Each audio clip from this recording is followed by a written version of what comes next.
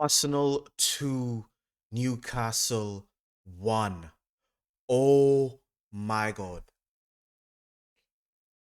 This was one of the most emphatic and important wins I have seen us get this season, and we deserve it. We deserve this win. I wanted a performance, I wanted a win, and this is exactly what we did. The pressure was on.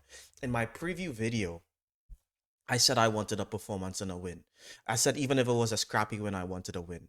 And the fact that Liverpool dropped points and we were able to capitalize on that, something that we've been criticized of doing, something that I thought that maybe we didn't have the guts to do, but we went out there and Arteta got it right. He got it 100% correct.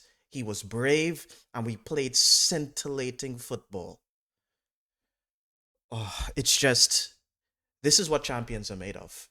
I'm sorry, these are the moments. These are the games. And if you're an Arsenal fan, you need to get excited. Ignore all the hate, ignore all the excuses that other rival fans say, just blot it all out.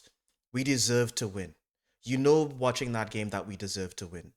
Just and today I'm not even going to talk about the controversial decisions or anything like that because I think that's been exhausted by other on other channels, by the media, by everyone else.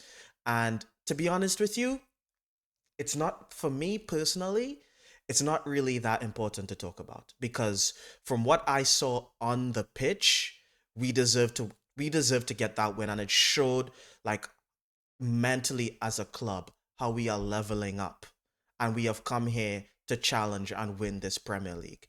Now, before I get into the game, please consider giving the video a like as it helps support the channel. It helps push up more videos, and please subscribe if you want to see more.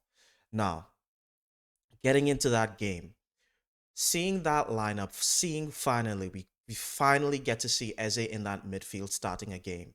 You know, we stopped the Moreno gimmick to start it off, and we had Trossard on the left and he didn't try to force Odegaard back in the game because he trusts his squad. This is something that I think was really nice to see because one of the criticisms that I had for the past week just watching the season actually is the fact that I didn't think, was thinking to myself, Arteta doesn't trust the squad. That's why he's going to force certain players back in there, and he didn't, He played Mascara because Saliba just needs rest because he's still nursing this ankle injury that he's recovering from. He started Eze in the midfield, even though it's Newcastle away, one of the toughest grounds. So he didn't just default back more into a sturdier midfield or something that he felt more comfortable playing. He played Eze in that midfield and playing Trossard on the left. Oh yeah, playing Trossard on the left is also something I didn't think he would do because I thought he would play Martinelli on the left for his defensive abilities. He didn't do that. He went out there to win the game and to play attacking football, and that's exactly what we did from minute one. I'm sorry. That first half of football was literally the best football I've seen us play all season. We were pinging that ball around, man, and we probably should have scored, you know? And some of the chances that we were creating was excellent. Eze just works in that midfield. We having, Declan Rice Zubimendi as that double pivot and it just works. Even though Saka isn't, at his 100% at his best, he was still burning Dan Burn. Like I was saying, hearing people saying there's a certain narrative going around that Saka, wasn't that good, but Saka burned Dan Burn on multiple occasions in that game, and I think his final ball, just his decision making was just a little bit off when he was beating Dan Burn, but he was getting past him.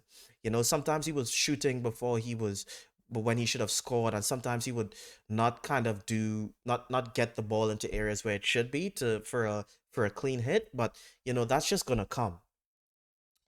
And let's face it, some of our shots on target were extremely good. I mean, that first in the within the first 4 minutes, as a shot, like as a had the shot on target, and that was probably the best shot of the first half, even more than his volley, because it was low, hard driven, going on that I'd say left if you're on Pope's, so Pope's left, and Pope just got there, and Pope really had a good game and he stopped us from scoring. That obviously that volley that Eze did was amazing as well. And to be honest, probably the most unforgivable miss of the game was that Trossard, when Trossard hit the post, because that, bro, that was like guilt edged. And it felt like in that first half, it felt like, the world's against you because first of all, well, I said I wasn't going to talk about the Eucharist thing, but you feel hard done by the Eucharist thing. And then they go back and they score a header, and you're thinking to yourself that you're so unlucky because you've been playing so well. And these things just happen. It just happens in football where you're the better team and you concede against the run of play. But the players didn't give up. You know, they didn't give up. We went into that second half strong. We weren't as strong as I don't think we were as strong as we were in the first half until we started to make subs. And when we made those subs, I'm sorry, but Odegaard had one of his best performances when subbed on I've seen him have in 2 years. I felt like I was looking at the Odegaard from 2, 3 years ago, man. It was amazing. Like, he just was so good. We just felt like we felt stronger when he was there. And I personally was skeptical of the Moreno sub. I wasn't angry at it. I was just confused. And, I was proven wrong, because Moreno, he scored that goal. And we didn't give up after that as well.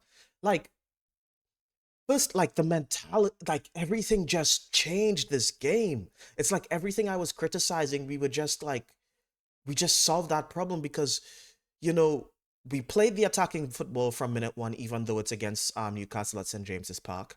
We go down and it's unlucky, but it is what it is. We make good changes in that second half. We get Saka off, which is something that we never used to do. We just play Saka into the ground.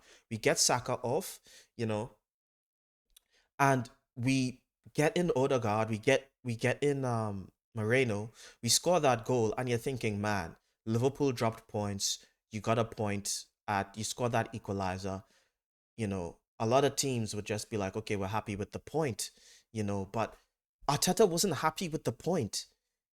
Come that we are still just attacking them, and when we saw something that I saw, like when they put up the board and they said, 7 minutes left. Arteta was like pushing the players to attack. He's there going, we have enough time, guys. Go, go, go, go, go.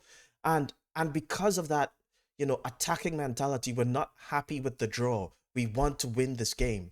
And we went there and Gabriel scores the winner. And it's just, man, it just feels so good. And it's just everything that I was begging for this entire season. Everything I could have wanted happened. We played attacking football. We didn't give up.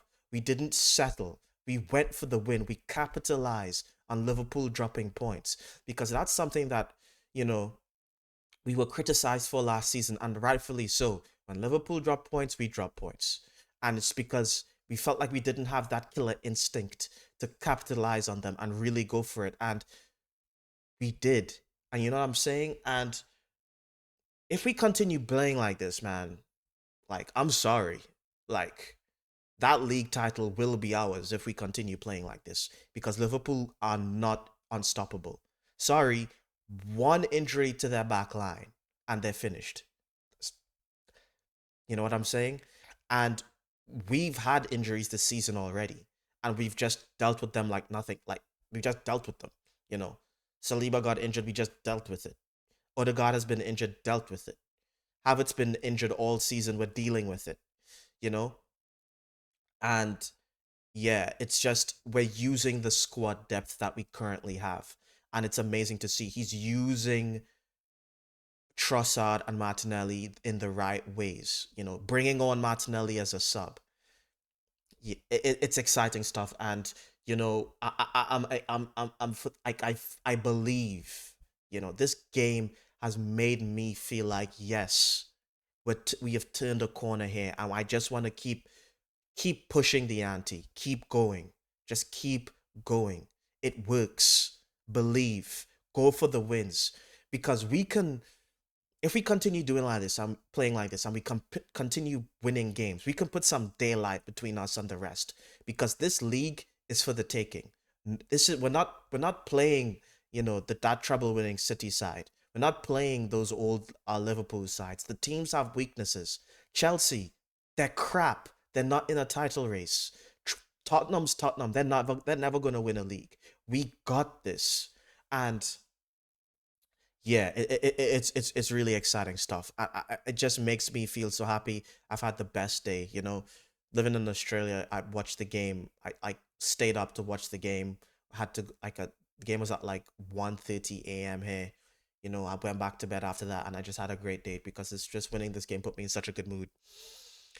But yeah, man, like this is the stuff of dreams. This is the mentality of champions. And don't let anyone else tell you that. Don't let anyone tell you that we don't deserve this win, because we deserve the win. We played attacking football. We have the best defense in the league. We have the best squad in the league. Okay? I said what I said. We continue playing like this, we're gonna win the league. Anyway, that's it from me, and I'll see you next time.